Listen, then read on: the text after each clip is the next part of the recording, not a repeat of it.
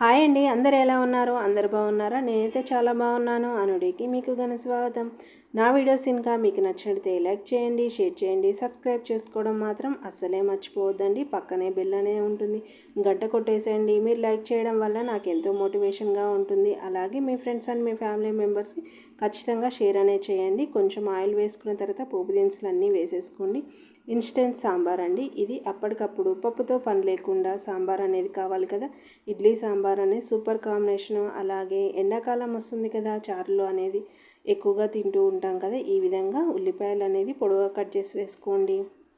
నేనైతే పొడి అయితే చూపించట్లేదు, ఎందుకంటే మీరు కామెంట్ చేస్తే ఖచ్చితంగా పొడి అనేది ఖచ్చితంగానే తయారు చేసి అయితే చూపిస్తున్నాను. అప్పటికప్పుడు మనకి పిల్లలు హడావిడి మార్నింగ్ పూట కాస్త తేలిగ్గా చేసుకోవాలి. అలాగే మనం హడావిడి లేకుండా వంట అనేది రెడీ చేసుకుందాము. ముచ్చట్లు పెట్టుకుంటూ వంట అనేది చేసుకుందాము.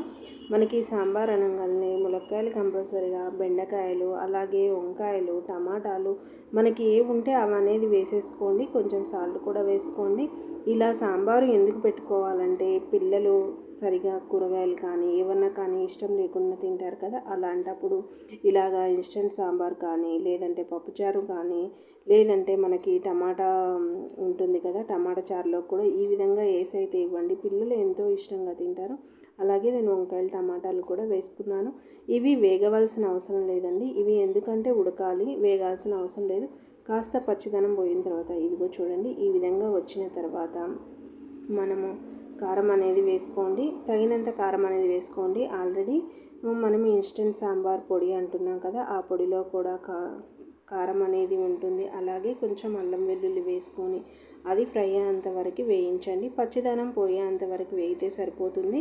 ఇది ఎక్కువగా ఫ్రై అయితే అనేది బాగుండదండి. సాంబార్ అంటే కాస్త ఉడకాలి, ఉడికితేనే బాగుంటుంది కదా. ఇలా అప్పటికప్పుడు మార్నింగ్ పూట అనగానే మనకి ఎంతో హడావిడిగా పిల్లలు నుంచి పెద్దవాళ్ళ వరకు డ్యూటీలకు వెళ్ళే వాళ్ళు కూడా ఏ మాత్రం టెన్షన్ పడకుండా ఇలాంటి సాంబార్ అనేది చేసుకోండి. ఇడ్లీ సాంబార్ అవుతుంది, అలాగే అన్నంలోకి పనికి వస్తుంది కదా. ఈ విధంగా అయితే నేనైతే చేసుకుంటాను. కొంచెం ముక్కలు మునిగేంత వరకు వాటర్ అయితే పోయండి. ఎక్కువ వాటర్ పోస్తే ఎక్కువగా ఉడకడానికి టైం అనేది పడుతుంది. ఇలా ఒక మూత అనేది పెట్టేసేయండి.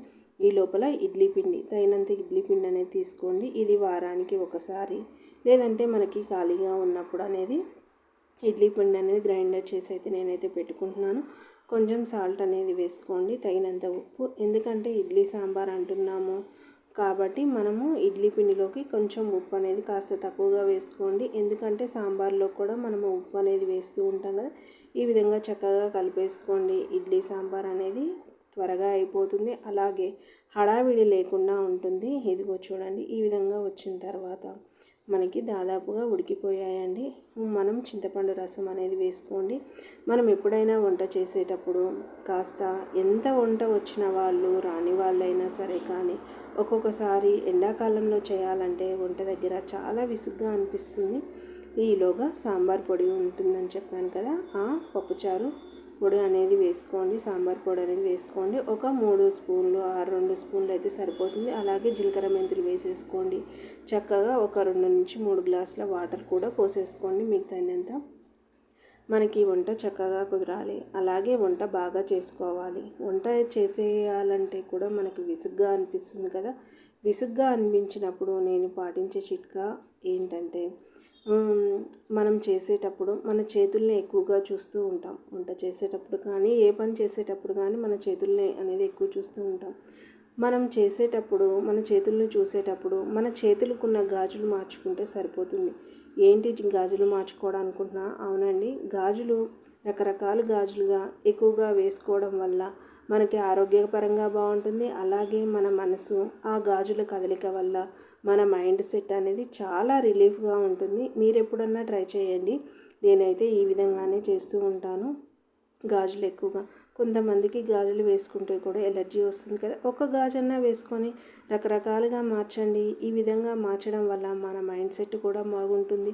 అలాగే గాజులు వేసుకోవడం వల్ల చాలా ఉపయోగాలు ఉన్నాయండి. మనం ఈ మధ్య వేసుకోవట్లేదు కానీ ఈ టాపిక్ గురించి ఇక మీదట కట్ చేస్తే ఇడ్లీ సాంబార్ అనేది రెడీ అయింది. అలాగే నేను పల్లి చట్నీ అనేది చేసుకున్నాను.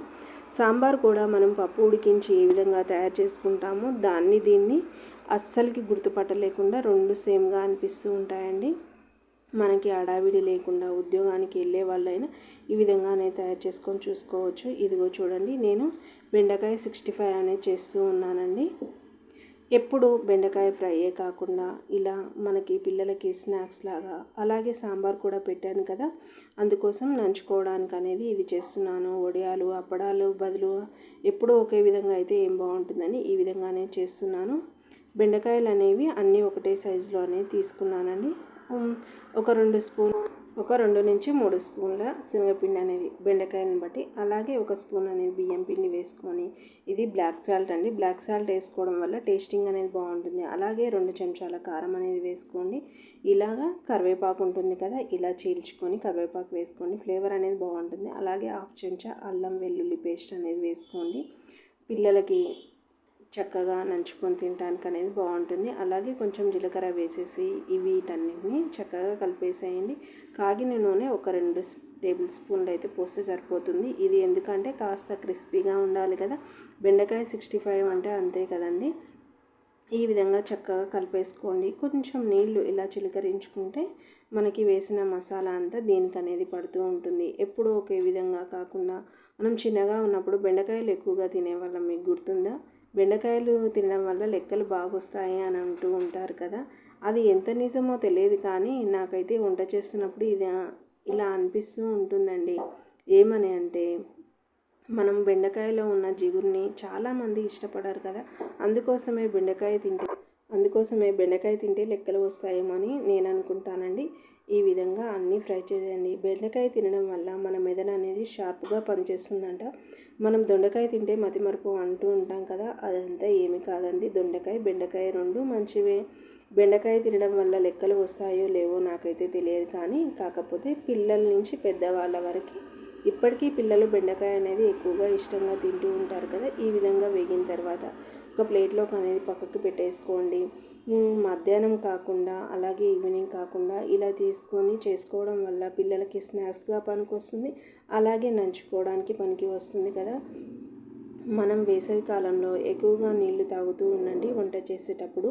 అలాగే మన శరీరంలోని వాటర్ లెవెల్స్ని పెంచుకుంటూ ఉండండి. కొంచెం పల్లీలు అనేది వేసుకుంటూ ఉన్నాను. పల్లీలు తినడం వల్ల కూడా చాలా ఆరోగ్యానికి అనేది చాలా మంచిదండి. ఈ విధంగా అయితే పల్లీలు కూడా వేయించుకోండి. అలాగే దాంట్లో కొంచెం కరివేపాకు కూడా వేసుకోండి. ఇంకెందుకు, పిల్లలకి స్నాక్స్ రెడీ అయింది, వంట రెడీ అయిపోయింది. మనకి ఇడ్లీ సాంబారు అన్నంలోకి అలాగే టిఫిన్లోకి రెడీ అయిపోయింది కదా. ఇడ్లీ సాంబార్ అంటే అంత తేలిగ్గా తీసిపడేయకండి. మన చరిత్ర చెప్తుంది, ఇడ్లీ సాంబార్ గో బ్యాక్ అనే నినాదం కూడా ఉందండి. దాని గురించి అయితే నేను వివరించలేను. అలాగే మనది అనేది రెడీ అయిపోయింది కదా. నా వీడియోస్ కనుక మీకు నచ్చినట్లయితే లైక్ చేయండి, షేర్ చేయండి, సబ్స్క్రైబ్ చేసుకోవడం మాత్రం అస్సలు మర్చిపోవద్దు. మీ ఫ్రెండ్స్ అండ్ మీ ఫ్యామిలీ మెంబర్కి షేర్ చేయండి. హ్యావ్ ఏ నైస్ డే అండి. బాయ్.